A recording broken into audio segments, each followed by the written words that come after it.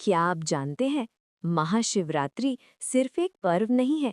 ये वो रात है जब स्वयं भगवान शिव अपने भक्तों के सबसे अधिक निकट होते हैं।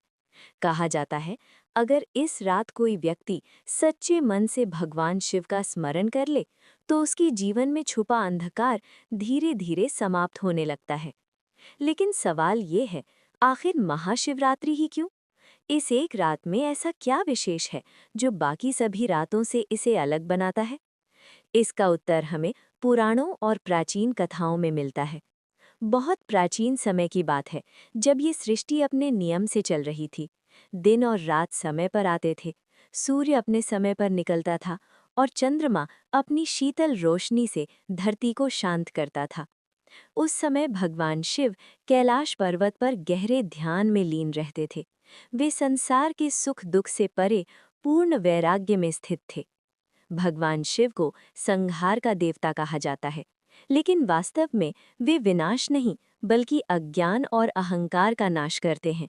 एक समय माता सती, जो भगवान शिव की पत्नी थीं, अपने पिता दक्ष के घर यज्ञ में पहुंची, लेकिन वहां भगवान शिव का अपमान हुआ। इस अपमान से आहत होकर माता सती ने अपने प्राण त्याग दिए। इस घटना ने भगवान शिव को भीतर तक झकझोर दिया। उन्होंने संसार से मोह त्याग दिया और तपस्या में लीन हो गए। युगों बाद माता सती ने माता पार्वती के रूप में पुनः जन्म लिया। माता पार्वती ने भगवान शिव को पाने के लिए अत्यंत कठोर तपस्या की। कभी हिमालय की ठंड, तो कभी तपती धूप, भूख और प्यास, कुछ भी उन्हें डिगा नहीं सका। आखिरकार भगवान शिव माता पार्वती की भक्ति से प्रसन्न हुए और फाल्गुन मास की कृष्ण पक्ष की चतुर्दशी की रात उन्हें पत्नी रूप में स्वीकार किया। यही पावन रात महाशिवरात्रि कहलाई। ये केवल विवाह की कथा नहीं है, ये शिव और शक्ति के मिलन की कथा है। ये चेतना और ऊर्जा के एक होने का प्रतीक है। इसी से जुड़ी एक और महत्वपूर्ण घटना का वर्णन पुराणों में मिलता है। जब देवता और दानव अमृत प्राप्त करने के लिए समुद्र मंथन कर रहे थे, तब सबसे पहले भयंकर विष निकला। वो विष इतना प्रचंड था कि पूरी सृष्टि नष्ट हो सकती थी। डरे हुए देवता भगवान शिव के पास पहुंचे। भगवान शिव ने बिना किसी स्वार्थ के उस विष को अपने कंठ में धारण कर लिया। माता पार्वती ने उनका कंठ पकड़ लिया ताकि विष शरीर में न फैले। तभी से भगवान शिव नीलकंठ कहलाए। कहा जाता है कि ये महान त्याग भी महाशिवरात्रि की रात ही हुआ था। पुराणों में एक और रहस्यपूर्ण कथा मिलती है।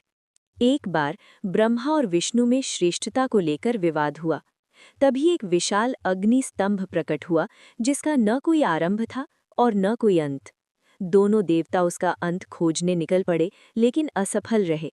तभी भगवान शिव उस अग्नि स्तंभ से प्रकट हुए और बताया कि जो निराकार है वही परम सत्य है।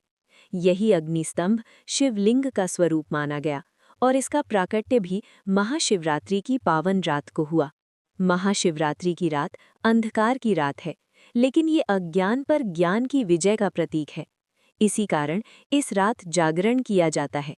कहा जाता है कि इस समय ध्यान करना सरल होता है, मन शांत रहता है और आत्मा जागृत होती है। अगर आपको ये कथा अच्छी लग रही है तो वीडियो को लाइक करें और चैनल को सब्सक्राइब ज़रूर करें, ताकि भगवान शिव से जुड़ी ऐसी ही पवित्र कथाएं आप तक पहुंचती रहें। हर हर महादेव।